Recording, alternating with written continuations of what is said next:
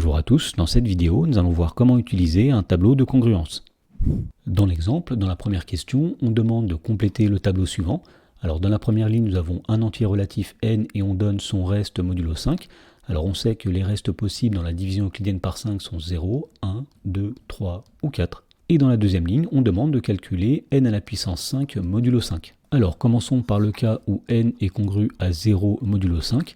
Et donc pour calculer n à la puissance 5 modulo 5, on va utiliser une propriété des congruences qui dit que si n est congru à 0 modulo 5, eh bien n à la puissance 5 sera congru à 0 à la puissance 5 modulo 5.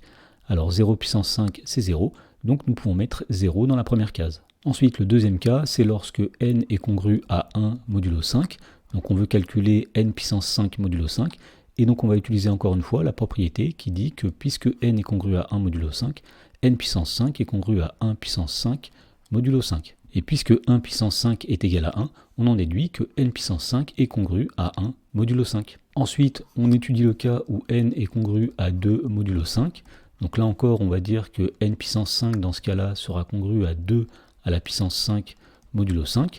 Alors 2 puissance 5 c'est 32, donc n puissance 5 est congru à 32 modulo 5. Alors on pourrait très bien mettre 32 dans la case qui est ici, mais on sait qu'un nombre est toujours congru à 0, 1, 2, 3 ou 4 modulo 5. Et donc nous allons faire la division euclidienne de 32 par 5. Alors dans 32, combien de fois 5 6 fois, puisque 6 fois 5, 30, et de 30 à 32, il y a 2. Donc on en déduit que le reste de la division euclidienne de 32 par 5, c'est 2. Et donc par conséquent, n puissance 5 est congru à 2 modulo 5. Alors l'avant-dernière situation, c'est lorsque n est congru à 3 modulo 5, et donc on cherche à calculer n puissance 5 modulo 5. Alors on pourrait très bien dire que n puissance 5 est congru à 3 puissance 5 modulo 5, mais le problème ici, c'est que 3 puissance 5 va donner un nombre qui est assez grand, il faudrait ensuite faire la division euclidienne par 5, ça n'est pas très pratique. Donc on va essayer d'être plus astucieux et d'utiliser les propriétés de la congruence. Donc au lieu de calculer directement n puissance 5 modulo 5, on va commencer par calculer n au carré modulo 5. Alors n au carré sera congru à 3 au carré, c'est-à-dire 9 modulo 5. Alors puisque 9 moins 5 est égal à 4, on en déduit que n au carré est congru aussi à 4 modulo 5. Et donc à partir de là, nous allons pouvoir calculer n puissance 4 modulo 5 en disant que n puissance 4 est égal à n au carré fois n au carré. Alors puisque n au carré est congru à 4 modulo 5, eh bien n au carré fois n au carré sera congru à 4 fois 4 modulo 5, c'est-à-dire qu'il sera congru à 16 modulo 5.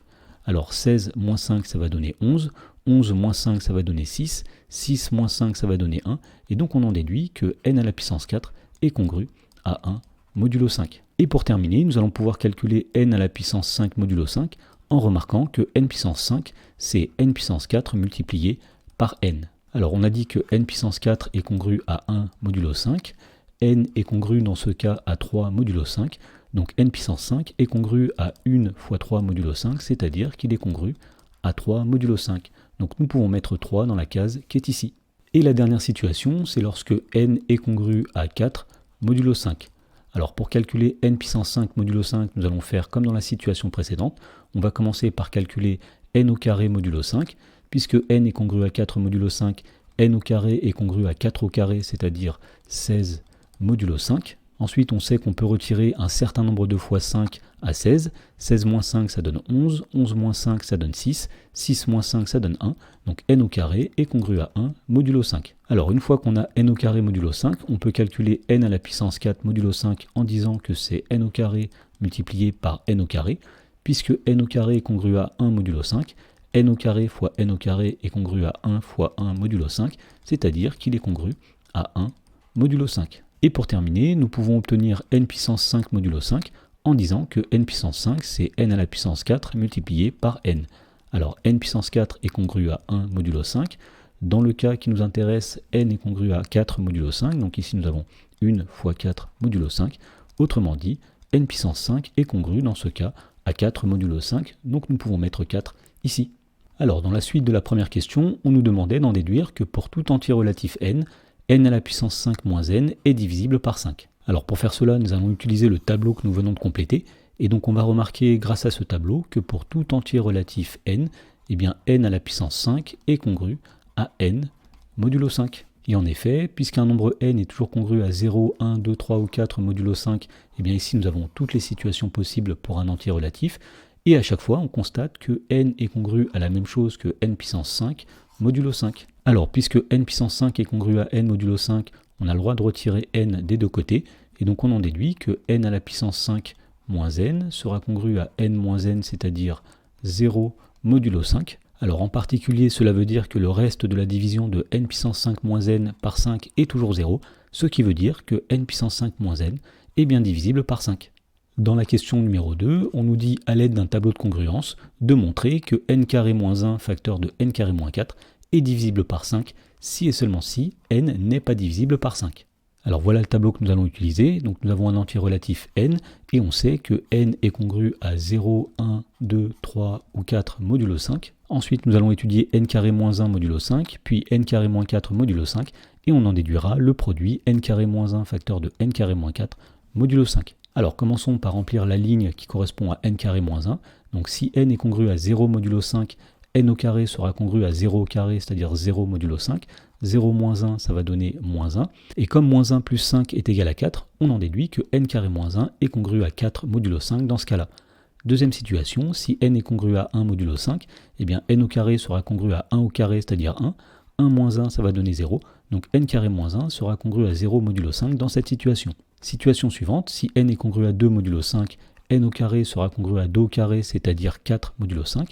4 moins 1, ça va donner 3, donc ici nous pouvons mettre 3. Ensuite, si n est congru à 3 modulo 5, eh bien n au carré sera congru à 3 au carré, c'est-à-dire 9 modulo 5.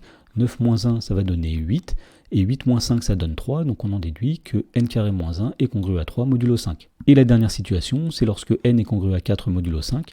Dans ce cas-là, n au carré sera congru à 4 au carré, c'est-à-dire 16 modulo 5. 16 moins 1, ça va donner 15, donc ici nous pouvons mettre 15.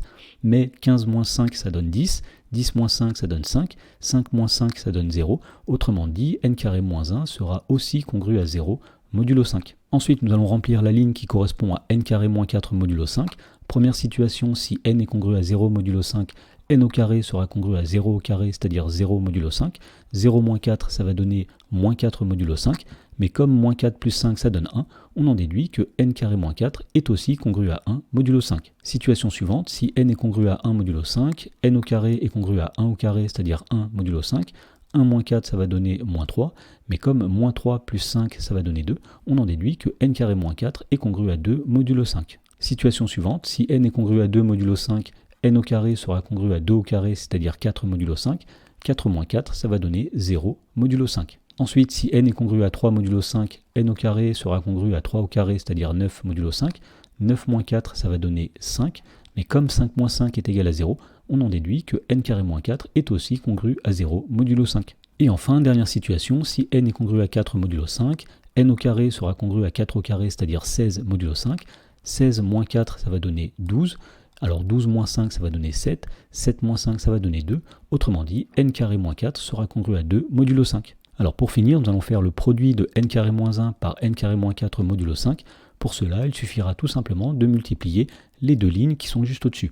Donc tout d'abord, si n est congru à 0 modulo 5, 4 fois 1, ça va donner 4. Donc n carré moins 1, facteur de n carré moins 4, sera congru à 4 modulo 5 dans ce cas-là. Ensuite, 0 fois 2, ça va donner 0. 3 fois 0, ça va donner 0. 3 fois 0, ça donne 0.